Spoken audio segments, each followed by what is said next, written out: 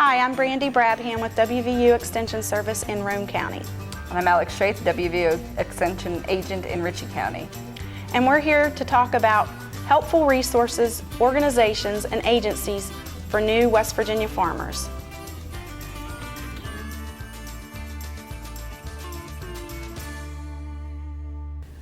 We're going to talk about some first steps and we're going to get right into it. You need to register your farm as a business. You need to register your farm for tax-exempt purchasing, register your farm land for land use exemption with the county assessor, and you need to register with the USDA. The first stop is the West Virginia Secretary of State's office. Here on out you will see we have links available on each slide, and this PowerPoint will be available so that you can follow these links at the West Virginia Small Farms webpage. So as you start to fill out your application for a business license, you need to consider your business structure. This is very important on how your business will be structured as far as differences in liability and ownership. There's actually 11 different business structures that you can choose from, and there's the Get Startup Help booklet that's available on the website that'll help you pick the business structure that is right for you. The next stop you're going to make is with the West Virginia State Tax Department. We think this is important to register your farm with the State Tax Department because it will allow you to make agricultural purchases without paying sales tax on those purchases. As ag producers, we don't have to pay the registration fee of $30 for a business license, but you can do this online at the State Tax Department. There's even a booklet available that will walk you through step by step on how to take care of this. But anyone engaged in farming who sells less than $1,000 in product annually are not considered to be commercially producing agricultural products, and therefore they would have to pay sales and use taxes. If you are doing things like pick your own fruit and vegetables, farmers market, roadside stands, or similar operations, you are subject to collecting those sales tax. Producers who sell their own livestock, poultry, or other farm products will not be required to collect sales tax if they're not engaged in making other retail sales. However, folks that are purchasing livestock, poultry, or other farm products for resale are required to collect and pay sales tax. The next is your West Virginia Farm Use Land Exemption. This is a reduction on your property taxes, and it's based on the farm rental value rather than the fair market value. If your farm is less than 5 acres in size, you must produce at least $500 in documented cash sales of agricultural products to be eligible. If you're over 5 acres, you must have at least $1,000 in sales, use, or consumption of agricultural products to qualify, which could include things like making hay on the farm. The owner does not have to be the actual person doing the farming, so this is possible through lease or rental, but it's best if the owner actually applies for the exemption. So what you need to do is see your county assessor between July 1st to September 1 is when the applications are due, and you need to be prepared to fill out an application form that covers the breakdown of the acreage, the breakdown of cropland, you know, what your peak livestock inventory is over the year, and the dollar amount of your crop production or livestock production. If you have a mineral income on the property, you need to be able to report that as well. And then after you make the initial application and your assessor decides whether or not you qualify to be the farm use land exemption, you will get the application in the mail each year, which makes it go a little smoother. It's important to point out, Alex, that if they don't complete that form every year, their land might get classified as non-farm use and have to pay a higher land tax. That's right. So the next slide we have, and the final stop we have for you to make before we start talking about some resources and help available, is the USDA Farm Service Agency. There is a link up on our PowerPoint available at the WVU Extension Small Farm Center, where you can click on and find your local office. This is USDA service centers are located strategically around the state, and they usually contain the Farm Service Agency and the Natural Resource Conservation Agency together. Sometimes even rural development. But what Farm Service Agency offers is once you register your farm is eligible for federal assistance through the USDA. So it's very important to get that farm registered. They also have farm ownership loans available, operating loans. You can get credit from the Farm Service Agency where other banks or credit institutions might not be willing to lend to you as a new farmer or beginning farmer. They also have different programs, financial management, educational programs, and information that covers the laws and regulations. So if nothing else, we have the state office phone number up here for you to contact. The next is the Natural Resource Conservation Service, or the NRCS. There is 30 field offices around the state, and these offices provide all kinds of different consultations, including conservationists, technicians, engineers, soil scientists, etc. They partner with the 14 conservation districts in the state and the 6 resource conservation and development councils. So it's a good place to stop and talk to the people that are involved. They also have a lot of different technical assistance as far as things you might need to add onto the farm, conservation planning like nutrient management or different landowner assistance programs. And then they have the application form that you'll have to fill out and get your farm registered to make you eligible for some of their programs they have available. Yeah, what I really like about the NRCS is they come out and they meet with the farmer, they ask the farmer what their goals are, and they map out a conservation plan of the whole farm, which is ideal to use even if you're not going to sign up for some of their programs which involve cost sharing. You have that plan in place so you can know where you're going. So it helps you plan your production and your farming practices. So the next resource that we have to mention to you is the National Agriculture Statistics Service. USDA's NASS is basically a hub of statistical data, information, tells how many livestock operators we have in the state. It also gives United States statistics, and they do this on an annual basis. They do it on a monthly basis.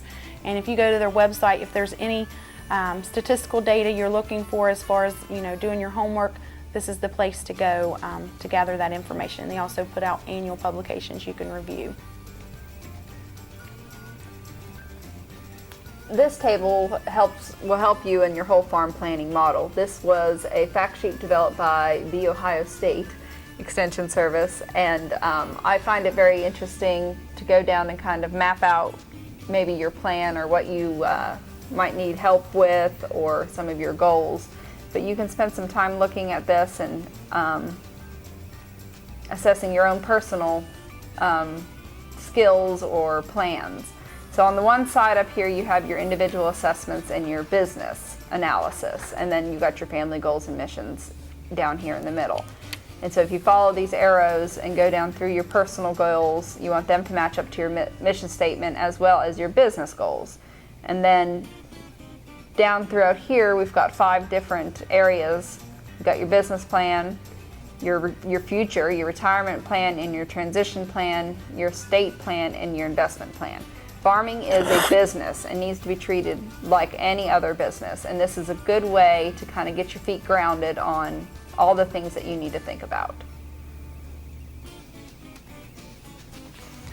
So next, Alex, we talk about the Extension Service we both work for and love, and feel like that is really a good resource for our new farmers to come and find education service and research-based information. And up there is our website. It's basically extension.wvu.edu. Some examples of services that we provide include soil testings, where you can find out the nutrients in your soil, what lime or fertilizer recommendations that you would need to save you both time and money, fruit and vegetable production recommendations, what's the current information on disease prevention and management, how to improve the quality and quantity of your harvest, what varieties grow best, and how to correctly apply any pesticides to your fields if you're going that route. Lastly, we talk about pest identification, specifically insects, but also just specialized pest control recommendations based on the strategy you have for your farm. We also provide food preservation recommendations, farm management, and agricultural information. As far as food preservation, we can help you find USDA tested and approved canning recipes, best practices for canning, freezing, and other food preservation methods, as well as testing your canner and inspecting it from year to year. Our farm management can offer referrals and resources to help you discover new crops. We can give you up-to-date animal science information, help you with proper harvest timing for high-quality feeds and forages, as well as Brandy mentioned, fertilizing and liming with our soil test advice. And then all kinds of other general agricultural questions. The things that we will cover in these next few slides are certainly not limited to all the things that the Extension Service provides. But the next two, we're going to just cover some of the programs that we have out there, the quality assurance calf pools that we do statewide. So pooling of calves really help increase the value. It also helps with their animal health. We've got wool pool programs. We've got a heifer development program through WVU, bull and heifer test stations, ram and ewe test stations, aquaculture marketing research. We have farmers market and direct marketing training. We listed some of these events that we have throughout the year. We have the Southern Bull Test and Heifer Sale. It's usually the fourth Thursday in March every year in Henderson, West Virginia. Wardensville Bull Test Sale is typically the fourth Saturday in March in Wardensville, West Virginia. And the Ram and Ewe Test Sale is usually, is that third or fourth and Friday in July in Petersburg? Is that correct, Alex? Depending on if they have enough animals to. Okay. So just to give you an idea of what WVU has as far as some of our university-owned farms, we also provide farm-to-school technical assistance in production planning and marketing and educational visits. The Extension Service also helps and assists and manages a lot of conferences throughout the state each year. Here is a list of some of the ones that kind of come to the top as being very popular. The Small Farms Conference is usually in February or March. The Grazing Conference is usually in March every other year. The Risk Management Educational Dinner Meetings are statewide, and they're throughout the winter during January through March. The Extension Master Gardener Conference is usually in the spring, and it rotates around the state. The Oregon Ag Conference is also usually in April in the spring, and it's usually in Charleston. The Women in Agriculture Conference is October or November, and it rotates around the state. The Income Tax Schools, they're regional, and they're usually around October and November, and the Mountaineer Cattlemen's College is in December. There's also a lot of local, regional, and statewide relevant and timely topics that are offered throughout the year in different areas. It's best to go in and either get on a newsletter or check the website or just talk to your local Extension Service. Okay, moving on to the Small Farm Center. Wealth of information. There's the website at the Extension Service, and then you just look under the Agriculture tab and go to the Small Farm Center. Under there, you're going to find a lot of tools as far as record keeping and risk management, enterprise budgets, the newsletter, and information about the upcoming Small Farm Conference. A great place to network, get on their mailing list, and gather information to be a more successful West Virginia farmer. Okay, now we're going to cover West Virginia Annie's Project. This is a program that's targeted specifically for female farmers, and it's all about risk management education. It began in 2012 with 6 sites around the state and 1 online course. We've expanded to regional sites and online versions. There's going to be more classes coming out each year. If you're interested in learning more about Annie's Project and risk management, you need to contact the site coordinators, the state coordinators. I serve as one, and also DC Knights, and our phone numbers and contact information is up there, as well as you can go on our website under the Agriculture tab and look for Women in Agriculture. The next is Agribility, which is in a different area on the website. It's under Resource and Health. It's actually under the Community Business Safety tab under the main extension website, and then Safety and Health. So it's really buried up in there under Safety Services. So you might just want to Google. Google will West Virginia. Get you there. Yeah. It is a program that offers assistance to help you modify some of the things around the farm if you've had a chronic illness or some kind of accident that makes it difficult for you to do the farm work that you were once able to do. They make direct on-farm visits to help develop solutions to meet specific needs and help kind of match you up with tools that you may not know were available to help you, get in and out of the tractor, or get your gates closed, or, make it easier to stand around the handling facility. They put you in contact with other West Virginia families that had the similar experiences, so that you guys can, talk and exchange ideas. They also help provide education on farm safety and injury prevention. So one of our very valuable partners at WVU is the Davis College of Agriculture, Natural Resources, and Design. Specifically, there's several farms that the Davis College helps operate, including livestock farms, and want to bring your attention to the organic farm, because there's not a whole lot of information out in West Virginia about organic production, but one thing that you can find at their website is a market report that downstream strategies help develop, overcoming the market barriers to organic production in West Virginia. So very good publication if you're looking for information on organic production in West Virginia. The Risk Management Education Center is a good place to try to help manage some of your risks that you're going to be dealing with. It involves choosing different management strategies and tools designed to reduce the financial effects of uncertainties of things that are completely out of our control, like weather, things that happen due to, because of the weather that happens to your yields, or if prices suddenly plummet and you are not able to get the amount out of your product that you have in it. Helps with government policies, global economics, just a variety of things that can cause dramatic fluctuations in farm income. Kind of helps offset those costs. They also offer a lot of educational opportunities and trainings, and partner with a lot of other groups, including us, that help us bring the education to the communities. What's really nice about visiting their website, Alex, is they have this national library of risk management publications that's available for download there. So definitely encourage you to get on that site and check it out. So moving on to the Risk Management Agency, the main thing that we want to bring your attention to about the Risk Management Agency is they offer subsidized crop and livestock insurance programs to cover losses due to a variety of causes. What's great about the Risk Management Agencies, they have fact sheets on insurance plans relevant to West Virginia farmers, and that link is, on the Risk Management website under the USDA.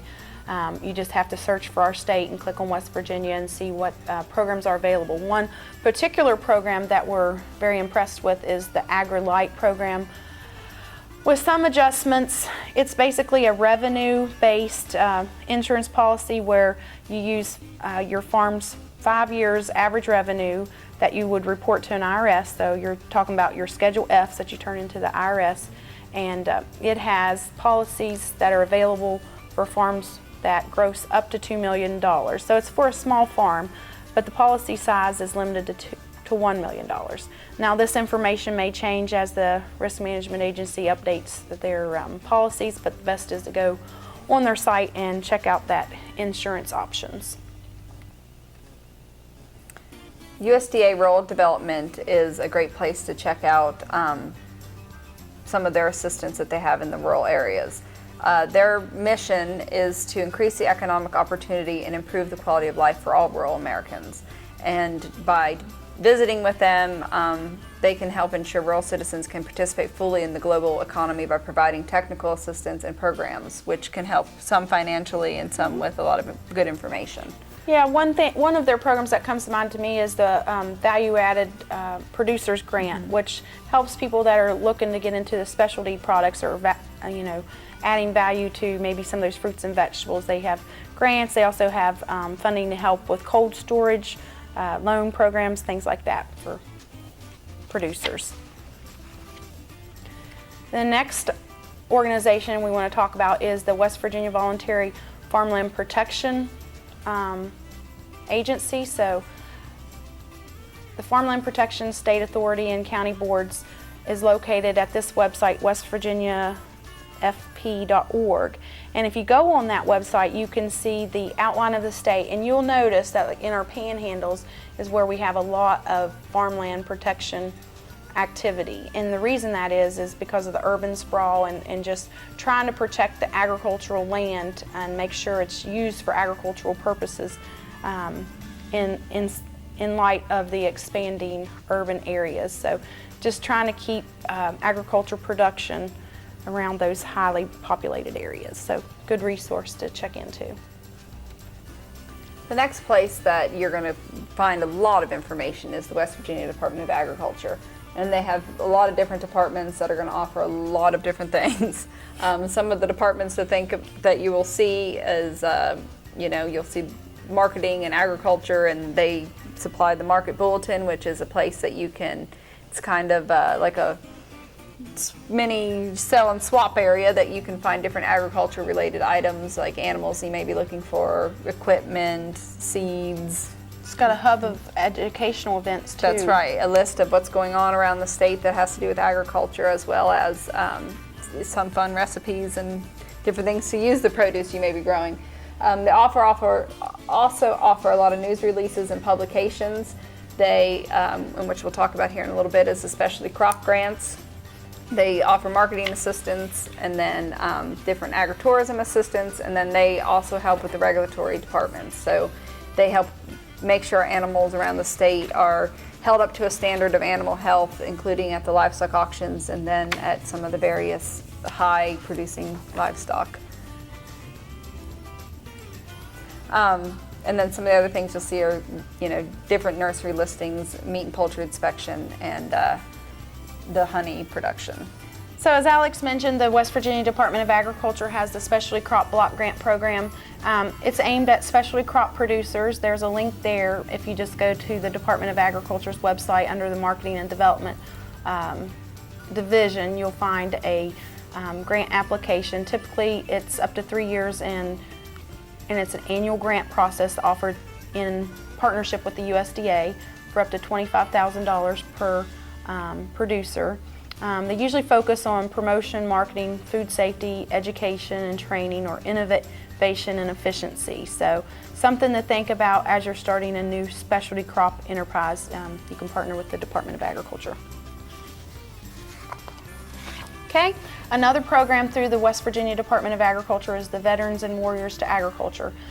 This was some relatively new proposed legislation in West Virginia where state land is used to help veterans get started in agricultural production. Land will be put into use to offer green therapy as well as provide self-sufficient systems to feed hospitals, schools, and prisons.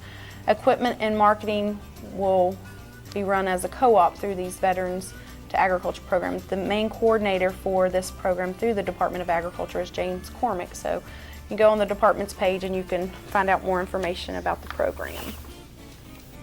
The West Virginia Conservation Agency are in districts throughout the state, and they provide a variety of conservation activities and events. Each district has its own educational programs as well as participants in statewide programs. Some of the programs that have been offered in the past are the Lime Incentive Program, which helps provide up to a 50% cost share to get lime onto your ground. The Ag Enhancement Program, which helps improve lots of things, including water quality in the state's streams and rivers, as well as increasing farm productivity by doing soil conservation. You also look at the Emergency Watershed Protection and Stream Protection and Restoration Program, which are both kind of natural resource management type activities that are going to help you on your farm make it as profitable as possible. The other thing that that most of them do offer is equipment rental. It varies by district what they might have. You need to talk to your district and see what they have, but that could be things like lime spreaders or seeders or different things like that. Okay, just some final thoughts as we wrap up the presentation on resources. You make sure you get your farm registered through the Secretary of State, through the tax department, and through the county assessors and the USDA Farm Service Agency. You want to plan for your family's dreams and needs. You want to do your homework and then utilize some of the resources we mentioned here today. Thank you. If you have any questions, you can contact Alex or myself at the contact information listed on the screen.